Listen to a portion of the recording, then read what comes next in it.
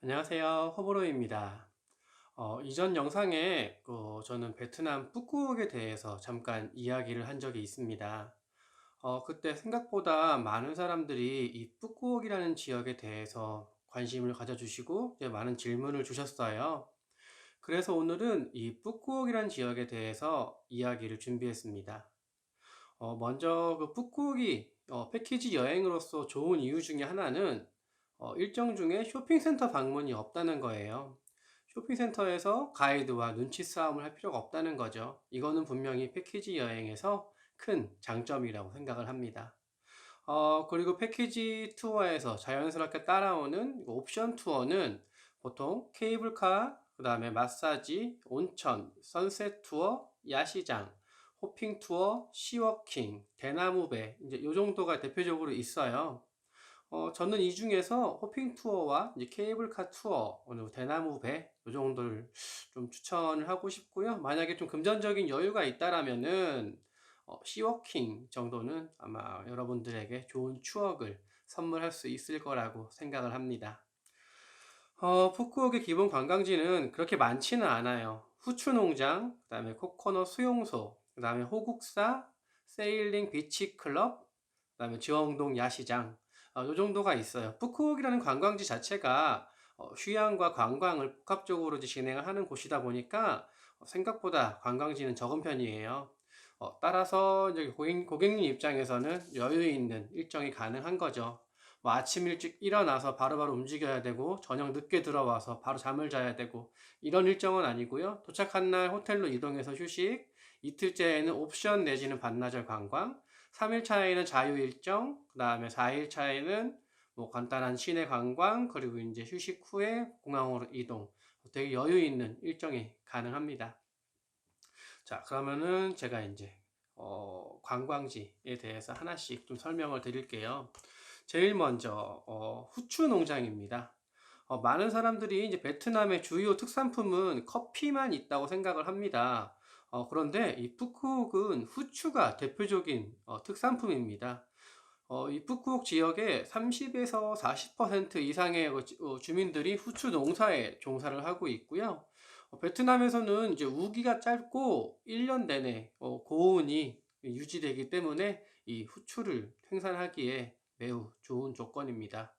그래서 이 부분에 대해서는 후추를 좋아하시는 분들 아니면 이제 후추를 실제로 보지 못한 분들 이런 분들은 한 번 정도 가서 실제로 덩쿨 식물인 후추 한번 보면서 한 번 더 좋은 추억 가지면 좋을 것 같고요.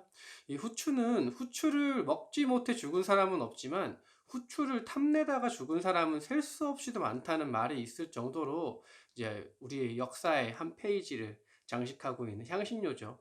후추는 목본성 넝쿨 식물이에요. 그래서 한국에서는 보기 힘든 가공 전에 후추를 농장에 방문해서 직접 보고 구입할 수 있습니다. 베트남은 전 세계 후추 생산량의 50% 이상을 차지하고 있는 이제 이 압도적 1위 생산 국가이고요. 많은 사람들이 이제 베트남 하면 커피만 생각하고 있는데 사실은 후추의 생산 비율이 더 높다라는 사실이 있습니다. 그만큼 베트남 후추는 유명하고 매우 맛이 있다고 합니다. 자, 이 다음은 코코넛 수용소입니다. 코코넛 그리고 이제 수용소. 뭔가 어울리지 않은 두 단어가 배치가 되면서 많은 관광객들에게 궁금증을 유발하고 있습니다. 이 코코넛 수용소라는 곳은 예전에 베트남 전쟁 당시에 북베트남 군인 혹은 사회주의 정치 지도자들의 포로로 잡히게 되면은 정치 수용소로 사용이 되던 곳입니다. 좁은 지형과 탈출할 수 없는 이 섬 지형은 딱 전쟁 중에 포로 수용소로 운용되기 좋은 조건이었습니다. 이렇게 지도만 봐도 어느 정도 감은 잡힐 거라고 보입니다. 코코넛 수용소에 이제 겹겹이 있는 철조망과 담, 그리고 이 감시대를 보면은 탈출이 불가능했을 거라고 이제 그런 생각이 드네요. 하지만 그럼에도 불구하고 갇혀있던 사람들은 계속해서 탈출을 시도했다고 합니다. 코코넛 수용소에서는 이제 하루에 한 끼만 제공이 됐는데, 이 제공이 된 식사가 바로 코코넛이었습니다. 수용소에 갇혀 있는 죄수들은 그 코코넛 껍질로 땅굴을 파서 탈출을 시도해서 이 수용소의 이름을 코코넛 수용소 이렇게 불리우게 되었다고 합니다. 자, 그리고 이제 다음 관광지는 이제 호국산입니다. 이제 바다에 위치하고 있고 이제 지역 최대의 크기인 이 호국산은 베트남 푸꾸옥에서 가장 유명한 절 중에 하나고요.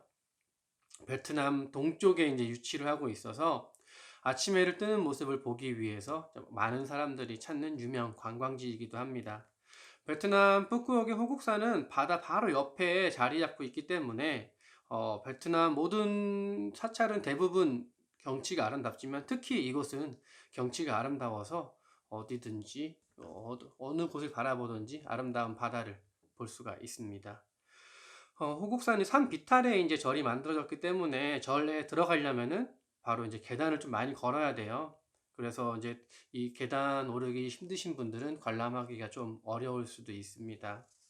근데 이 호국사라는 절은 역사와 전통이 그렇게 오래된 절은 아니에요. 지어진 지 얼마가 안 된 이제 새 절이어가지고요. 가보시면 종이라던가 이런 건축물에서 새 거인 티가 많이 나기도 합니다. 자, 다음은 이제 지엉동 야시장입니다. 사실 이제 한국인들 입장에서는 좀 많이 서운할 수 있어요. 왜냐하면 그 규모가 뭐 태국의 아시안티크라던가 이런 곳과 비교하기에는 매우 작기 때문이에요. 실제로 걸어도 뭐 15분 아니면은 대부분 거리를 다 볼 수 있는 그런 거리입니다. 하지만 이 지엉동 야시장에는요, 여기 딱 푸꾸옥에서만 먹을 수 있는 현지인 로컬 푸드들이 많이 있어요. 그래서 이렇게 현지에서 좀 어느 정도 참여를 하고 현지 푸드를 즐기시기에는 매우 좋은 것이고요. 여기서 조금 더 작은 팁을 한 개 더 드리자면요. 주엉동 야시장에서 이제 멀지 않은 곳에 프롬 베트남이라고 하는 예쁜 잡화점이 있습니다. 여기는 베트남 특산품이라던가 아니면 좀 특이한 소품들을 많이 팔고 있어서 현지인은 물론 이제 관광객들에게서도 이제 매우 인기가 있습니다. 여기는 저녁 10시까지 이제 오픈을 하고 있는데요. 관광객 입장에서는 대부분 이제 세일링 보트에서 저녁 식사를 하고 일로 옮기기 때문에 시간이 좀 빠듯할 수는 있지만요. 이 주홍동 야시장에서 그렇게 멀리 있는 지역은 아니기 때문에 충분히 여기에서 이제 미처 사지 못한 선물이라던가 아니면은 현지 특산품들을 충분히 구입할 수 있다라고 봅니다. 북극 일정에는 앞서 말씀드린 것처럼 쇼핑 일정이 없어요. 그렇기 때문에 여기에서 선물을 구입하시는 것도 하나의 좋은 방법이라고 생각을 합니다. 그리고 이제 이 외에도 세일링 비치 클럽에서 즐기는 바다 풍경과 석식, 그리고 이제 마지막 날 들리게 되는 추앤추앤 비스트로 앤 스카이바에서 즐기는 잠깐의 휴식과 이제 커피. 특히 이 공항 가기 전에 잠깐 들리게 되는 이 추원추원 카페는요, 젊은 사람들에게는 굉장한 사진 포인트로 유명합니다. 지금 보이시는 이 뷰에서 살짝 어두워졌을 때 사진을 찍으면은 이곳에서 인생샷 하나를 건질 수 있는 그런 기회가 있다고 저는 생각합니다. 이 푸꾸옥이라는 패키지 여행은 빡빡한 일정에 거부감을 느끼는 사람이라던가 쇼핑센터 방문이 싫은 사람 아니면은 이제 그동안 많은 관광지를 이용했기 때문에 어느 정도 새로운 스팟이 필요한 사람 이런 분들에게 저는 추천을 하고 싶어요. 자, 오늘은 이렇게 푸꾸옥이라는 관광지에 대해서 짧게나마 이제 이야기를 해봤습니다. 앞으로는 이런 식으로 관광지 설명을 한 번씩 드리려고 해요. 그래서 미처 몰랐던 것 아니면 내가 이제 갈 건데 그쪽에서 오늘처럼 어느 정도 작은 팁과 관광지에 대한 정보를 사전에 듣고 싶은 분들은 한 번씩 와서 이렇게 영상 봐주시면 감사하겠습니다. 자, 그럼 호불호였습니다. 감사합니다.